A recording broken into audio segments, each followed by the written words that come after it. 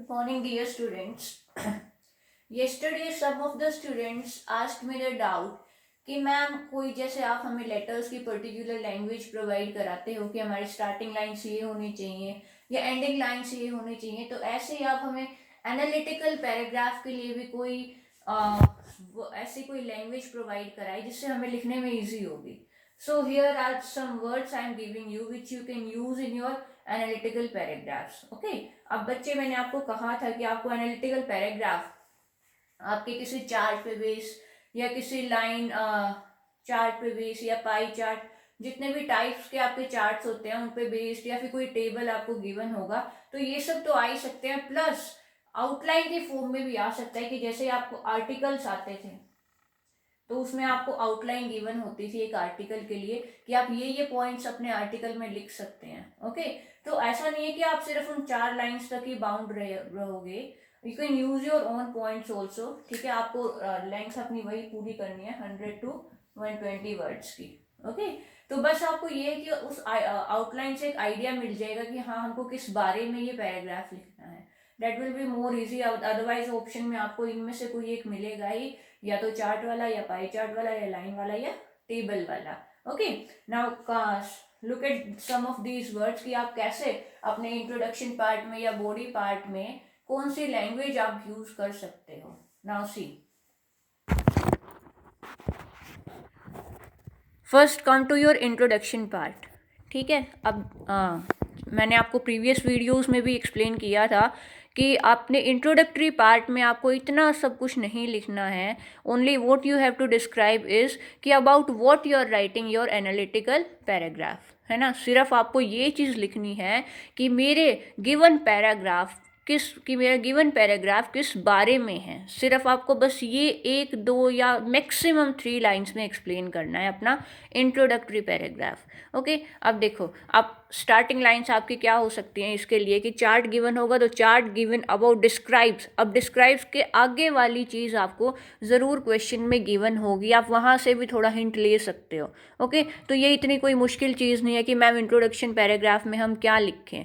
बस in starting line से start करके आगे की चीज़ आपको आपके क्वेश्चन में गिवन होगी कि ये चार्ट आपका बेसिकली किस बारे में, इतना हर एक क्वेश्चन में गिवन होता है. नेक्स्ट लाइन्स देखो कि अगर टेबल होगा तो table suggest, the line graph shows और the data given provides information about. ठीक है. तो इसके बाद जो आपको लाइन्स लिखनी है, आई एम श्योर कि they will be given in your question part. Okay. Now come to your body part. अब बॉडी पार्ट के लिए मैंने आपको कल या परसों भी बताया था कि आपको डिटेल में अपना अपना चार्ट जो है वो डिस्क्राइब करना है. ओके. अब आपके चार्ट में या आपको किसी भी फॉर्म ऑफ जो भी चार्ट गिवन होगा उसमें ज़रूर, मैंने कहा था, कंपैरेटिव स्टडी आपकी होगी. ओके. तो उसके लिए आपको सबसे पहले बॉडी पार्ट में कि आपका जो डेटा क्या शो कर रहा है, आपका चार्ट जो है, लाइन चार्ट जो है, टेबल जो है, वो हमें शो क्या कर रहा है, हमें दिखा क्या रहा है. ठीक है. तो कुछ ऐसे वर्ड्स हैं जो आप उसमें यूज़ कर सकते हो, लाइक स्टार्टिंग टू राइज कि जब आपका ग्राफ बढ़ना शुरू करता है. ओके. या फिर डबल्ड, अगर उसमें कोई क्वांटिटी डबल हो जाती है. डिक्लाइनिंग, जब वो डिक्रीज़ होता है, उसके लिए आप वर्ड यूज़ कर सकते हो डिक्लाइनिंग. ओके. फ्लक्चुएट, अगर फ्लक्चुएट हो रहा है, बार बार इंक्रीज़ हो रहा है, फिर डिक्रीज़ हो रहा है, फिर इंक्रीज़ हो रहा है, फिर डिक्रीज़ हो रहा है, ऐसे अगर उसमें फ्लक्चुएशंस आ रही हैं तो आप फ्लक्चुएट वर्ड यूज़ कर सकते हो. पीक्ड, अगर हाईएस्ट पॉइंट पर आपका ग्राफ शो कर रहा है कि कोई क्वांटिटी अपने हाईएस्ट पॉइंट पर पहुंच चुकी है तो उसके लिए आप ये वर्ड पीक्ड यूज़ कर सकते हो. स्टार्टिंग टू फॉल, कि अब उसने घटना शुरू कर दिया है. ओके. ये वर्ड यूज़ कर सकते हो. स्लाइटली, कि बहुत कम. ओके. Drop down etcetera. तो ये सारे वर्ड्स हैं जो आप यूज़ कर सकते हो अपने ग्राफ की राइज या फिर उसके डाउनफॉल को दिखाने के लिए. ओके. अब मैंने कहा था कि इसमें आपको कंपैरेटिव स्टडी भी करनी है. ओके. उसके लिए आप कैसे वर्ड्स यूज़ कर सकते हो कंपैरेटिव स्टडी के लिए कि सिमिलरली और इन कंपैरिजन टू, कि आपने पहले क्या डिस्क्राइब किया in comparison to that. Okay. Then while in contrast with, okay, ये सब भी लिख सकते हो। तो ये आपकी कंपैरेटिव लाइंस को स्टार्ट करने के लिए है।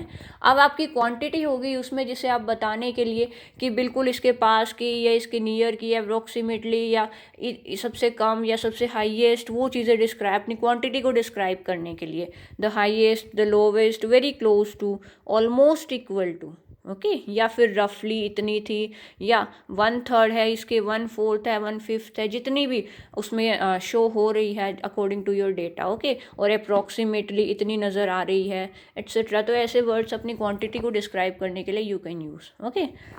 अब इतना बॉडी पार्ट में लिखने के बाद अब मुझे नहीं लगता आपको कोई प्रॉब्लम आनी चाहिए बॉडी पार्ट को डिस्क्राइब करने के लिए, ओके। आपको मैंने ऑलमोस्ट कुछ वर्ड्स ऐसे दे दिए हैं which you may use in your body part, okay.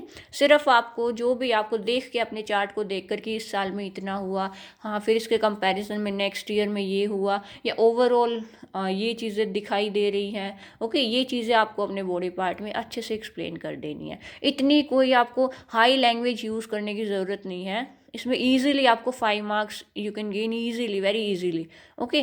तो इतना कंफ्यूज हो के या इसको कोई नई चीज़ मान के लिखना स्टार्ट नहीं करना है। बहुत ही शांत दिमाग से लिखना स्टार्ट करो। बहुत ही ईजी चीज़ है एनालिटिकल पैराग्राफ, ओके।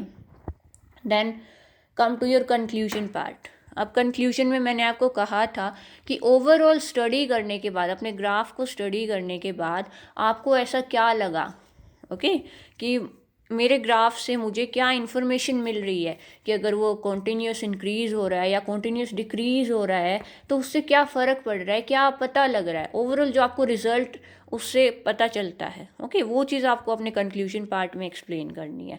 अब उसके लिए कैसे वर्ड्स यूज़ कर सकते हो कि overall we can say this और डैट, जो भी आपको लगा, और इन अ नट शेल, ये वर्ड यूज़ कर सकते हैं। नट शेल का मतलब भी यही होता है कि कुल मिला के हम ये कह सकते हैं, okay, overall kind of. Then for the chart given here, okay, जो भी कंक्लूजन आपको मिला वो आप एक्सप्लेन कर सकते हो। अब ये भी इतने ज़्यादा लाइंस में होने की ज़रूरत नहीं है, आप 2-3 लाइंस में अपने कंक्लूजन को फिनिश कर सकते हो, ओके। तो बस, क्या आई थिंक कोई प्रॉब्लम होनी ही नहीं चाहिए इसमें। इंट्रोडक्शन मैंने आपको बता दिया कि स्टार्टिंग लाइन्स ये होंगी, बाकी मैटर आपको अपने क्वेश्चन से मिल जाएगा। बॉडी पार्ट में आपको एज इट इज़ अपना चार्ट एक्सप्लेन कर देना है लाइन टू लाइन, ओके, जिसमें क्वांटिटीज़ को एक्सप्लेन करते चलोगे, उनकी कंपैरेटिव स्टडी देते चलोगे, और कंक्लूजन पार्ट में आपको क्या रिजल्ट मिला उससे, ओके। और टाइप्स ऑफ क्वेश्चंस मैंने आपको बता ही दिए कि क्या टाइप्स ऑफ क्वेश्चन आपको आ सकते हैं। एक आउटलाइन वाला मैंने आपको एग्जाम्पल इसमें करवाया नहीं है because it's not that difficult. आप लोगों ने ऐसे अपने आर्टिकल्स में किए हैं कि आपको आर्टिकल्स की आउटलाइन पूरी दे दी गई थी, आपको आर्टिकल लिखने को दिया जाता था। Same is the kind here also, okay. I will give you an example today, written solved example, and a question also to do on your own of an outline. So practice all these in your rough notebooks, okay। Thank you बच्चे।